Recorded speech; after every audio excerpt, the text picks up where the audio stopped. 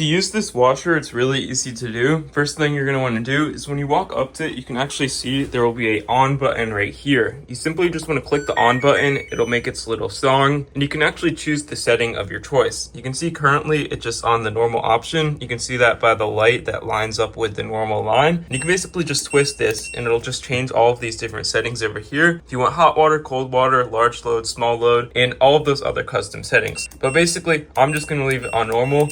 But you can always use any of these if you want to wash faster or just do a certain type of laundry like wool or towels. And once you've done that, it's simple. You just click on the start option. Once you've actually put in your detergent, of course, just into the wash as you normally would, Tide Pods, laundry strips, whatever you're using, you just want to add that to your wash. There's directions on the back most of the time. Click on start and it will automatically start your load. It'll calibrate how long it's actually going to take and basically go through the steps, and you can see the doors lock indicating by the key right there. And when you're done, it's just going to be locked the entire time because you can't actually open it when it's going. But you're going to basically just move it to your dryer. And again, you click on the power button right here. Doing so, you can see the white light lines up with whatever mode you're trying to use. If you want to dry normal, delicate, wool, or whatever. Then you click on start right here and the time's displayed right there. And yeah, it's all you need to do to use one of these laundries and dryers. Found this helpful? Please leave a like down below. But basically just click on the start button and then click on play after you've selected your setting for both of these. And if you want to add any detergent or anything, you can do so right here, just with these little drawers, or you can simply throw in a laundry towel to this dryer if you would like to do that for so.